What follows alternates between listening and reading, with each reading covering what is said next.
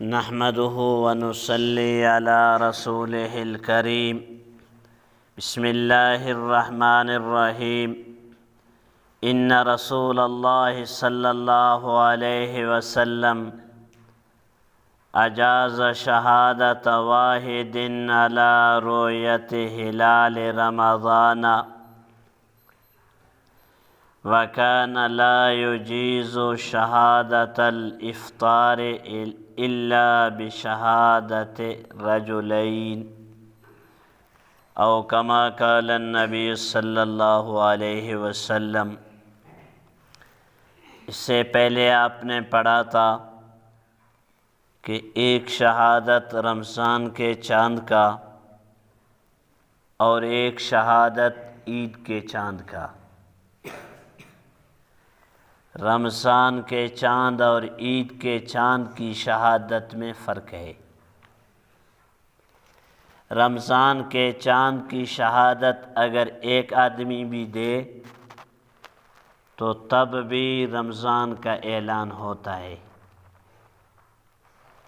لیکن عید کے چاند کے لیے ایک آدمی کی گواہی نہیں۔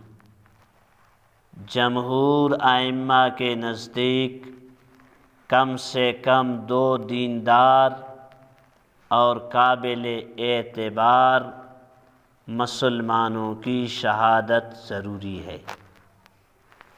یہ حدیث دارقطنی اور طبرانی نے اپنی اپنی سند کے ساتھ اکرمہ تابعی سے روایت کیا ہے کہ ایک دفعہ مدینہ کے حاکم کے سامنے ایک آدمی نے رمضان کا چاند دیکھنے کی شہادت دی۔ اس وقت حضرت عبداللہ بن عمر رضی اللہ عنہ، حضرت عبداللہ بن عباس رضی اللہ عنہ دونوں مدینہ میں موجود تھے۔ والی مدینہ نے ان دونوں بزرگوں کی طرف رجوع کیا تو انہوں نے بتایا کہ اس ایک آدمی کی شہادت قبول کر لی جائے اور رمضان ہونے کا اعلان کر دیا جائے۔ کیوں؟ پھر آگے ایک حدیث سنا دی کہ رسول اللہ صلی اللہ علیہ وسلم نے رؤیت ہلال رمضان کی ایک آدمی کی شہادت کو کافی مانا۔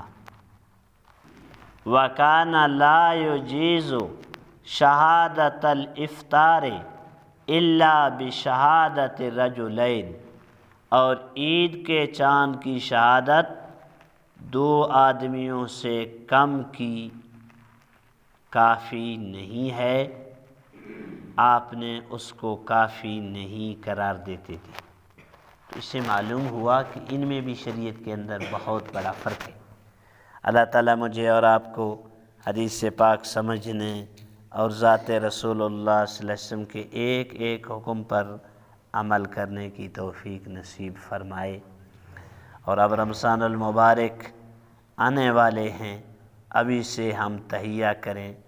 نیک کام کے نیت کرنے سے بھی اللہ تعالیٰ نیکی عطا فرماتے ہیں۔